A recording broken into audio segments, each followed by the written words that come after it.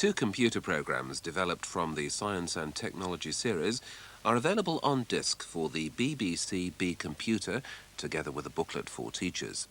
These can be obtained from GSN Educational Software, 214 Stamford Street, Ashton-under-Lyme, Lancashire, or from the Education Officer of your local ITV company.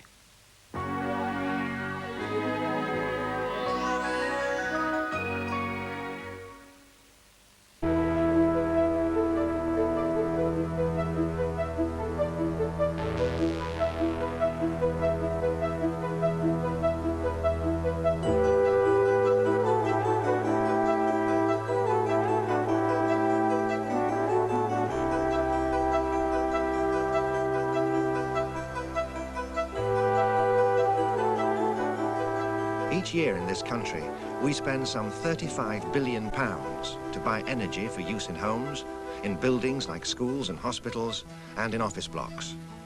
A large part of this huge bill pays the heating costs.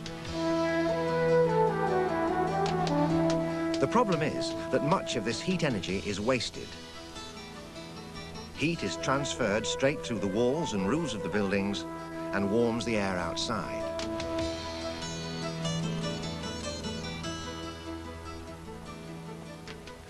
This aircraft is fitted with equipment to search out those buildings that are losing heat energy to the outside. Aerial photography uses cameras and films sensitive to light. Aerial thermography detects infrared radiation, heat.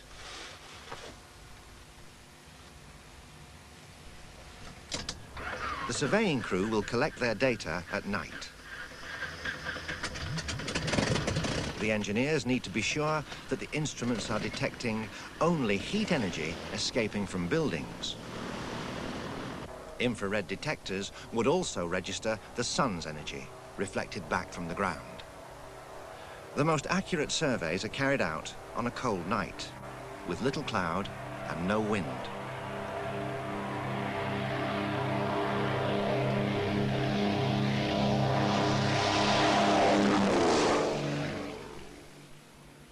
At first glance, the infrared image looks very like an ordinary photograph.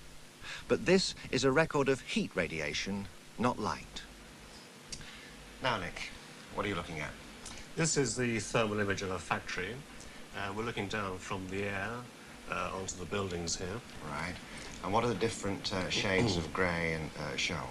Yes, the image is made up of varying shades of grey, from black through to white. Yeah. Black are areas of low temperature, and the warmer the temperature, the lighter the grey colour. Right. Can you do it in colour? Yes, it shows up better if we do it in colour here.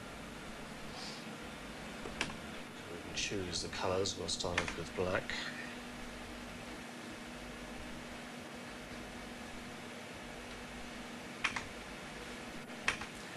Dark blue.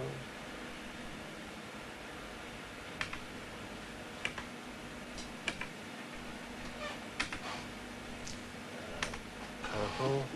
Those parts of the factory that are at the same temperature are shown in the same colour. Green. The difference in temperature between differently coloured areas can be made as small as 0.2 of a degree centigrade. 1 degree centigrade is more usual. What do you learn from looking at an image like this? Yes, we can see an obvious area here of white heat loss, which we can zoom in on.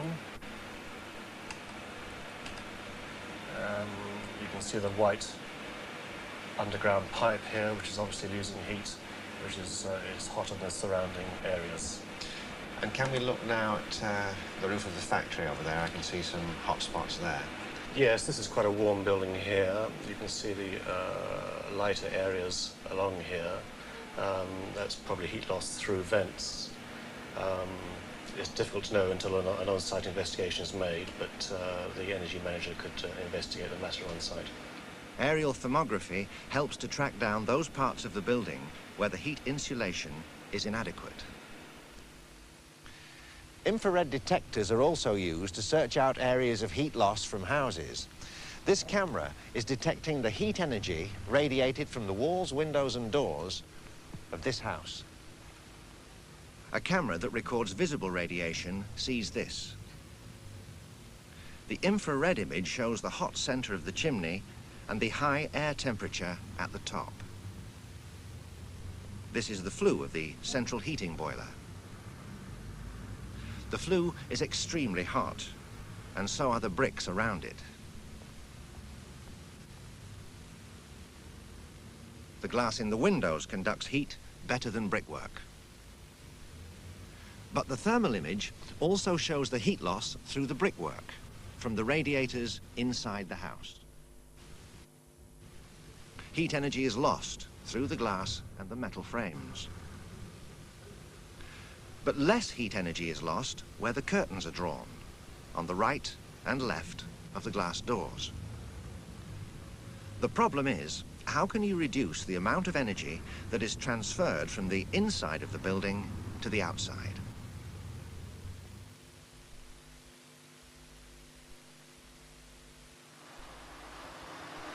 All new homes will have certain basic insulation systems. New houses are built with cavity walls. That's 2 layers of bricks with an air space in between. The inside layer is built with highly insulating thermal blocks.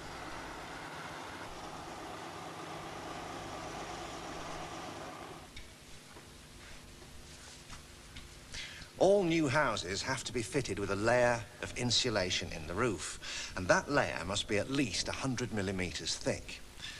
That blanket traps a layer of still air. Now, still air is a bad conductor of heat.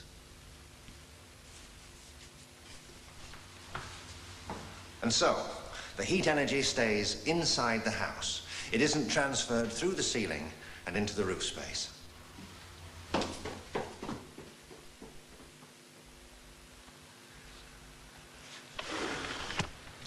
And these windows have 2 layers of glass. The 2 panes trap a layer of still air, so the heat energy stays inside the house. It isn't transferred to the outside so easily.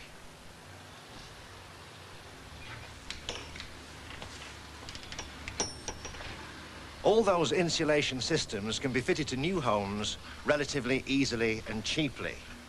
You can add insulation like this to existing homes. The question is, how much will it cost and how much will it save? How long will it take to get your money back? You can stop the loss of heat energy by putting insulation between the inside and the outside of the house. What you save on fuel bills depends on the type of house and the type of fuel.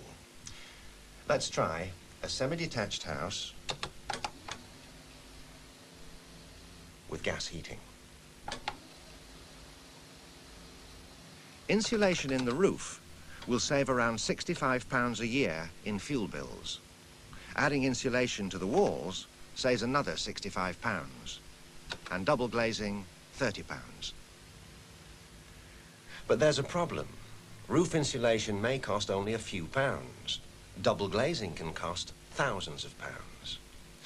To save money on fuel bills, first you have to spend money on insulation. These houses are used for testing systems of insulation.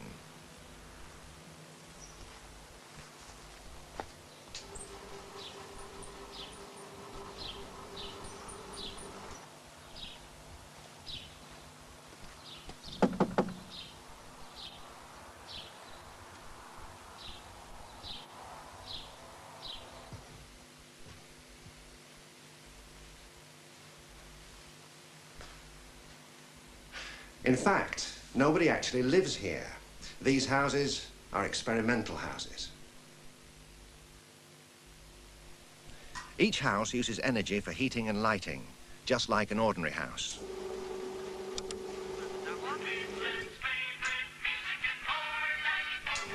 Curtains open in the morning, just like an ordinary house. 2 minutes to 8 now. And because humans give off heat energy, they need to be represented by 100-watt light bulbs.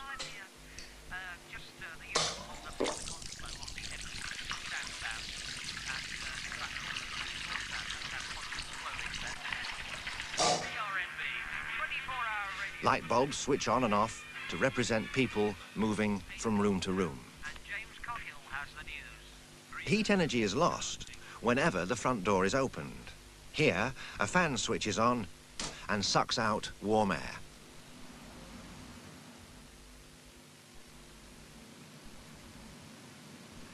Day after day, this house models the energy use of an ordinary, average, semi-detached house. And it does this quite automatically, under the control of a computer.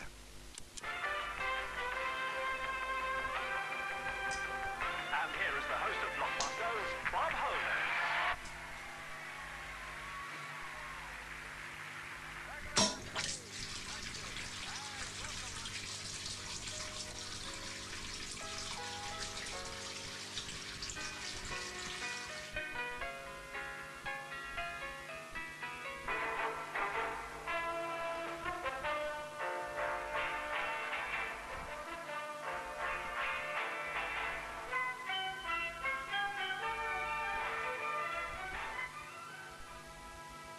Our programmes are now at an end for today. Thanks for being with us.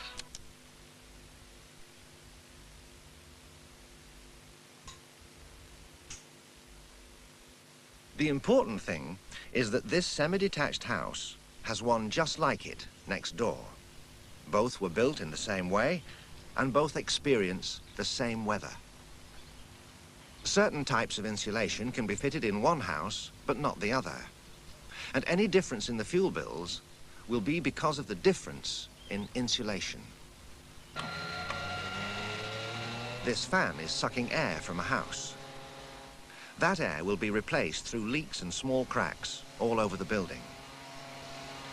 Some drafts are necessary to carry away stale air and moisture. But there can be too much ventilation, too much cold air. Thermal insulation and draft proofing are two ways of cutting down fuel bills.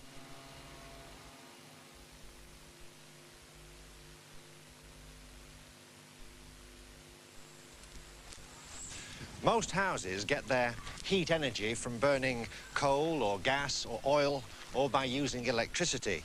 And you pay for that energy in the quarterly bills. But some energy you can get free.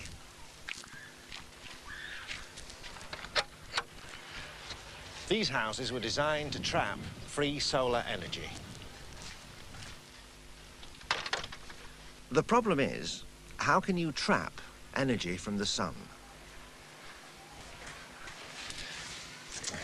Dr. Yesh, can you tell me a little bit about the background to designing houses to trap solar energy? Solar energy is available to all houses, and it is the most natural source of energy to use to create a good environment. Through intuition, the Victorians knew this very well, and they built conservatories attached to the south side of the house, because it is in the northern hemisphere, the south side, that gets most of the sunshine. What happens if it gets too warm? If it is too hot, as it does get here, sometimes 31, 32 degrees even in the winter, we have movable shutters in order to control the incoming energy, as well as we have louvered windows which bring in cold, fresh breeze from the outside. The sun itself helps to control the heat energy absorbed by the building. In the summer months, the sun is high in the sky. Only the conservatory and a small part of the interior of the house absorb the sun's energy. In the winter, the sun stays lower. Now, the sun shines into the building itself. The floor and parts of the wall retain the sun's energy. At night, this energy helps to keep the building warm.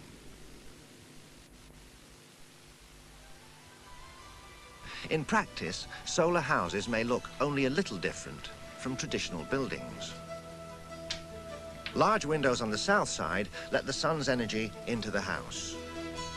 The radiators are small, and small windows on the north wall lose only a little heat energy through the glass to the outside.